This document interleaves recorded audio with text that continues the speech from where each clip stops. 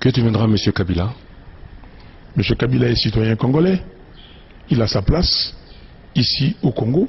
Il fera ce qu'il voudra. Et du reste, la Constitution est claire. Il est sénateur à vie. Et maintenant, l'Assemblée nationale vient d'adopter une loi sur les statuts des anciens présidents. Je crois que il sera là. Et les maîtres mots chez nous, s'il n'y a pas de revanche. Si quelqu'un croit qu'il a fait du mal à Fayoulou ou à l'entourage de l'Amouka, un membre de l'Amouka, il faut savoir que nous avons pardonné. Parce que nous sommes des chrétiens. Et les deux premières valeurs des chrétiens, c'est un, l'amour, deux, le pardon. Donc que les gens comprennent que nous avons pardonné et il n'y aura pas de revanche. Salut et bienvenue sur cluboriginal.com. Merci de votre fidélité. 5 minutes avec César Ngadi Ndekana le Belarabino, que tout le monde est d'accord et il en restera ainsi pendant longtemps. 5 minutes, il y a Lelo Nazali Kolobela Bino Lisusu. Parce que depuis nommé Premier ministre, polémique et bandit. Depuis nommé Sylvestre Ilunga, Premier ministre Nabiso Oyo Yasika, polémique et bandit parce que Congolais Moussala naye polémique, au lieu d'équiper Makambu Oyo ya solo, Oyo ya bien, parce que biso réseaux sociaux, na kanisi soki réseaux sociaux, ezalaki neti na France, ezalaka à point, mais les Congolais point si là, na kanisi pe to kota découvert parce que buzoba o to sala kana réseaux sociaux ezaneti be kolo musute be kolo mususu ba utiliser ngo pona makambo malamu mais biso Congolais makambo buzoba nde etonda biso. Le président de la République a nommé Premier ministre au monisiko Congolais soka Sumbina Nganda azana makambo lobate parce que bango tout ba pensa ki ba Congolais ke ba kocha médiocre moko ba to pamba o ya kanambe ba monique surprise. Monique stratège neti président na biso asikaza vraiment grand stratège politicien moko ya Samaï. Donc approuvé Batou siko moyen balobezate bazaki surpris na choix ya président de la République donc moni loko lobate bandi polémique au président Ati Mutumoko ayebi ko gérer te kutu azalaki na société à chemin de fer na kozongela yango mais bandi liboso déjà ko loba makambu oyo ezanga tina baza kokota na futilité au lieu que kota na makambo solo mais peuple congolais biso tozali ndenge nini. Komiko, non, président de la République, vieillard, moko à 73 ans. Donc, siko, mieux vaut batia Moutoumoko a une expérience. Moutoumoko qui a monté ma moto te mukolo a posé qui batia donc batumoko auto yebi to kotanga ba kombote balobi que 73 ans a vieillard. Bon siko bato balelaka papa Ngwanda akende ko libérer mboka ya na 77 ans, 77 ou 78 ans. Donc aza vieillard te. Le peuple congolais to tika ba makambo buzoba o tozali nango peuple congolais to za la focaliser na makambo oyo ya bien parce que eza facilité to sali gouvernement pour mboka na biso et s'en sortir ezali mboka moko oyo ya mbalo so to lexi 58 donc to salaka eloko moko te mais bato mitema mabena likundu bakotika na soni parce que bango mo bamoni Premier ministre Abimi, bandimaki te que Premier ministre Abima. Donc, naïbsaki bino botala kaka elongi ya Premier ministre, botala démarche à Premier ministre, même tabalobara en français que les apparences sont souvent trompeuses, mais oyo ya apparence automoni et que tromper biso jamais. Même tabalobaka, il faut pas se fier aux apparences, mais biso toko se fier aux apparences parce que papa oyo bazuye azali papa moko azali sérieux donc médiocre bakoki kokota na gouvernement na été. Donc la ligne déjà siko na tchela bino pour comprendre mutu nini aza premier ministre na biso parce que premier ministre primature et beba avec Chibala moni primature community ya bandeko na ye donc romona penza bo test d'accueil donc ba favori ba katango na ba lama rasoir donc zomona penza tala libumo test d'accueil na ba favori na ba moustache donc primature comment na ba pese na ba puku likolo ya Chibala donc siko primature et ko zongela ba makambo nango place donc ba ngunja karlibon bazalaki ba kengo do bazalaki donc primature et zongela bisengo nango pour comprendre à qui vous aurez affaire comme premier ministre boyoka biographie naye ndenge ba relater ngo pour comprendre mutu nini tokozana naye comme premier ministre. Originaire de l'ex-province du Katanga, Sylvestre Ilunga Ilunkamba est né le 28 mars 1948, le 33e Premier ministre depuis l'accession de notre pays à l'indépendance en 1960 et le premier Premier ministre du premier gouvernement de Félix Antoine Tshisekedi Tshilombo, a occupé plusieurs postes ministériels pendant la Deuxième République sous le régime Mobutu. Vice-ministre à l'économie, à l'industrie, au commerce extérieur de 1981 à 1983. Sylvestre Ilunga Ilunkamba a également été nommé secrétaire d'État en charge du plan puis du portefeuille de 1983 à 1984. Conseiller principal à la présidence de la République en matière économique et financière de 1985 à 1987 et ministre des Finances, ministre du Plan en 1990. En 2003, Sylvestre Ilunga Ilunkamba devient secrétaire exécutif du comité de pilotage de la réforme des entreprises et du portefeuille COPIREP en sigle et travaillé avec l'actuelle présidente de l'Assemblée nationale, Janine Mabunda, à l'époque ministre du portefeuille. Directeur général de la Société nationale des chemins de fer du Congo depuis mars 2014, Sylvestre Ilunga Ilunkamba est docteur en sciences économiques appliquées depuis 1979, professeur d'université. Le nouveau Premier ministre de Félix Antoine Tshisekedi Tshilombo dispense le cours à l'université de Kinshasa où il a occupé le poste de directeur de la coopération et des relations internationales au rectorat de l'Université nationale du Zaïre, UNAZA, de 1980 à 1981. 73 ans révolus, Ilunga Ilunkamba est présenté comme un oiseau rare dans le cadre de la coalition FCC Cash qui doit travailler pour l'amélioration du niveau de vie des Congolais. Une lourde responsabilité car les Congolais n'entendent pas des discours, ils en ont entendu depuis 1960. Les Congolais n'entendent pas des théories sur la croissance, l'inflation, les taux d'échange, ils en ont entendu depuis 1960. Les Congolais n'entendent pas non plus des promesses pour un lendemain meilleur. C'est une vieille chanson qui a perdu toute sa valeur artistique. Le peuple congolais attend de mettre au centre de vos actions la prise en compte de ses préoccupations. Et le slogan « Le peuple d'abord » en sera encore davantage une illustration éloquente tout au long de votre mandature au numéro 5 de l'avenue Roi-Baudouin dans la commune de la Gombe. Donc bino moko bolandi bomoni ke mutu wana za mutu expérience boyoka ina makambo mabete mais peuple congolais polémique kaka polémique balobi ke azalaki na société ya chemin de fer donc PDG ndenge na yebsaki bino donc batuna ye batikali 150 mois impayé donc bazali na salaire te donc vraiment nazo comprendre des Congolais te donc soroti de 2014 à 2019 est-ce que zali 150 est-ce que zali 150 mois donc Congolais bossa la calcul malamu et puis siko bozolo ba société à chemin de fer est-ce que société on a chemin de fer ezalaki na ba locomotive est-ce que société on ezalaki na ba train bozo produit bon ba futa bino ndenge ata na poto de ceux qui compagnie na bino zo produit on va mettre la clé sous la porte beaucoup a faillite après ba kangi compagnie ou bien ceux qui et comment ba délocaliser ngo donc siko bino chemin de fer na biso kuna est-ce que ça na ba train donc siko bazo produit est-ce que yé mutaza na faute so bato ba futa mité bolanda kanambe parce que compagnie za na tina te bozo bo sentir que kanambe président de la République Mobimba ayaki ko inaugurer na gare centrale ba wagon sans locomotive donc na lingala ayeko inauguré donc ba wagon o mais mutu a train zaté donc kanamba yeneti ye amona na ba biloko te azalika mutu moko donc luxe biloko nyoso tu o ya kitoko ayeko mona na mboka na biso donc aye penza président Mobimba a inauguré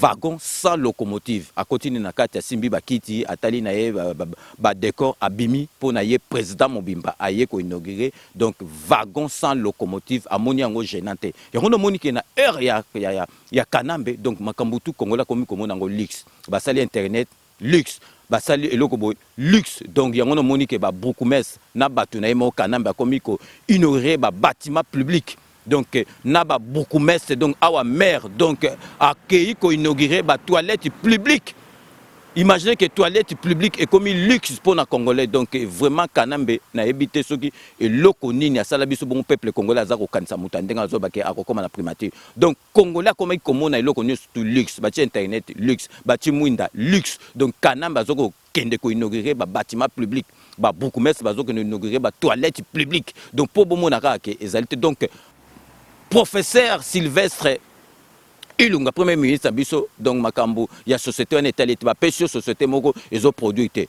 yo société ezo produité bon ba refuta batu ndenge ba refuta batu donc yé mutaza na faute congolais totika polémique à buzoba bokende ko réclamer parce que Kanambe na bisi bino ko inaugurer na gare centrale président Mobimba a ko inaugurer ba wagon sans locomotive.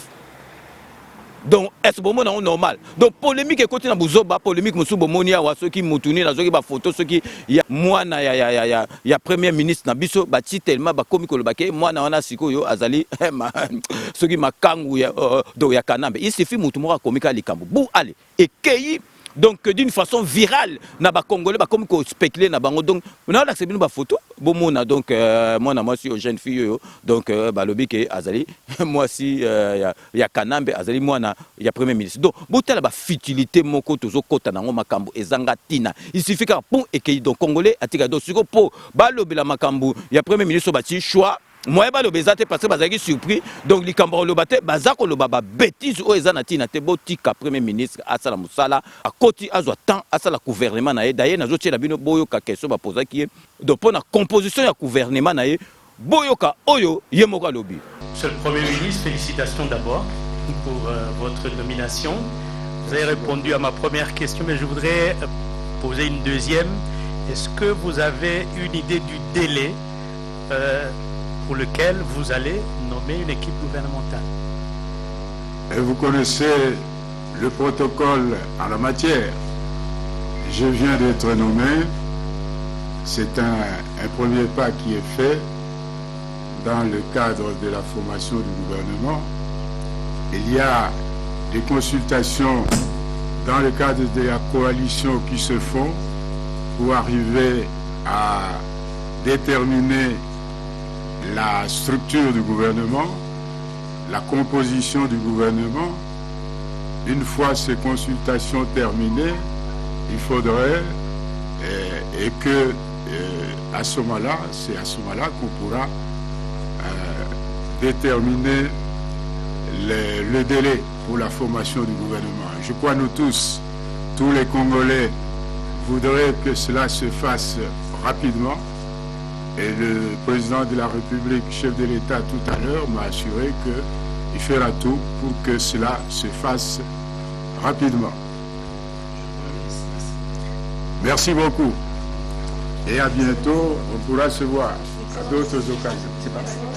Donc binomoro bolandi alobi faut battre ce temps ezali ndeng ba la congolais siko comme pressé basi bati premier ministre siko botika premier ministre ba luka bato malamu ndenge yeba bimise les surprises boko mona bato ba robima comme ministre nazo sabino yo kanzi gouvernement penza ya docteur oyo ya professeur penza Sylvestre Ilunga akozwa neti ou bien José Makila akozwa ministre neti lisanga bonganga.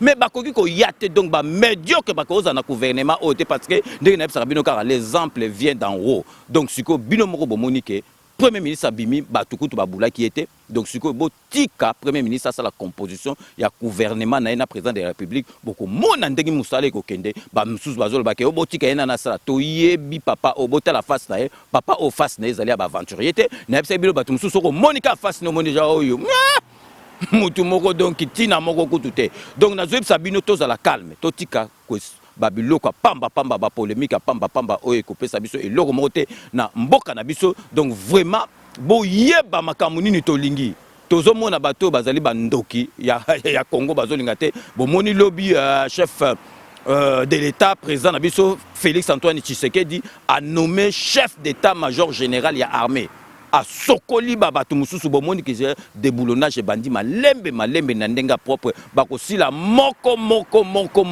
donc ezaku tout jeter donc peuple congolais tous à la patience totika bilobela totika makambu ya pamba donc mukwana kutu d'autres sola qui en trop ngaina Belulu Vadio le grand banquier Belulu Vadio za na souci ya mboka mais parce que peuple congolais a côté distraction maka makasi na makasi. Donc 5 minutes à l'élonde na bino que 5 minutes comme tous les jours na linga ki na beta sous société pour na makambo ya primature et kozonga propre ndenge ezalaki ekozonga na moto ya sérieux parce que primature et bebaki na période ya Chibala na moni Chibala tanga zo kenda zo lobake azali fier ndenge a remplir mission na ye donc Chibala donc ceux qui penza donc Sonia Bomarabatu Chibala yoza muta muta ko kufa Chibala donc vraiment dès qu'on a le baranabino na commune na suka ya émission na nga ndenge na le baraka ke je vous laisse le soin d'en tirer vos conclusions et de me faire parvenir vos commentaires comme d'ailleurs vous en avez l'habitude de faire. Donc avant nasilisa nazali ko pesa bato balandaka ngai na ba proche nanga ba mbote donc na robanda na vie na ngai penza mu Kolo rumba parce que rumba oh ya ok jazz wana ezalaka sous terre donc mutazo beta baba masolo wana mikolo ezali vienanga elba asimbi masolo ya rumba na ko inviter bino karabolanda album na ye bombe atomique pour comprendre vraiment que ezali bombe atomique donc vienanga elba donc konja rumba mikolo yo donc vienanga bambota trop mutu on a repesa mbote siko parce que ba congolais ba reconnaîtra valeur batute donc il y a un instigateur yé mutu penza pesa boule na ba fête ya ba congolais parce que ba fête ya congolais bando bandaka bo donc maître de cérémonie muta bandango ezali Rouf Mbutanganga micro d'or déclaré d'utilité publique mais siko ba sa neti ba bosana ye donc ok Rouf Mutabanda masolo oyo ya ba maître cérémonie. Donc Rouf Mbutanganga yona ba pesa micro d'or donc batie penza déclaré d'utilité publique na ba congolais donc Rouf Mbutanganga il faut bochaka na place na ya azali donc Rouf en tout cas ba mbote à trop de la part il y a 5 minutes avec ses engadi parce que yepé arataka 5 minutes té donc sikoyo nako pesa vraiment mbote parce que azamasa déjà donc azalaka de temps en temps donc il y a 5 minutes Aratakangote, yena madame na ya Aratakangote, nazali ko pesa mbote na Maurice Kianfouama, donc Maurice Kianfouama, donc le prof, obi ke prof na poto awa, eza jeté ko constater ko pesa ka courbo parce que ba yo kanga yo pamba donc prof penza ya congolais donc Maurice Kianfouama ba mbota trop parce que yo na yebi ke 5 minutes penza et comment te na yo avant que de boulot Italie na kosukisa na base nanga ya Limoges parce que kuna na Limoges masolo vraiment evanda donc evanda grâce ya cheval blanc na Limoges avandisa masolo donc bakalate toko mona na bino kuna donc c'est la fin de ces 5 minutes avec César Ngadi. Merci de l'avoir suivi, mais je reste toujours très friand de vos commentaires, vos observations, vos critiques. Donc n'hésitez pas à me les faire parvenir. Donc d'ici là, portez-vous bien et à très bientôt. N'oubliez pas, tout le monde est d'accord et il en restera ainsi pendant le temps de Kanazop Sabino que Kanambe, toko manqué, toko zoyer, kalate, fois soit masolo, nambuchu, tonadikosi. À très bientôt.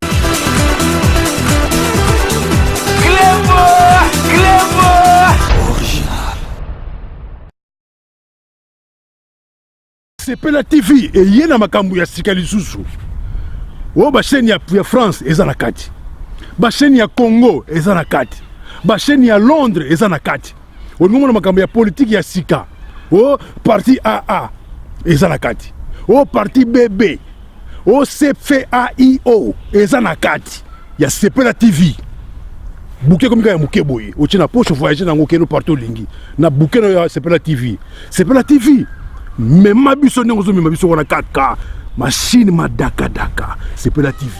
Bienvenue dans le monde de Sepela TV. Sepela TV est le décodeur qui vous permet de suivre les chaînes du Congo en direct de la diaspora.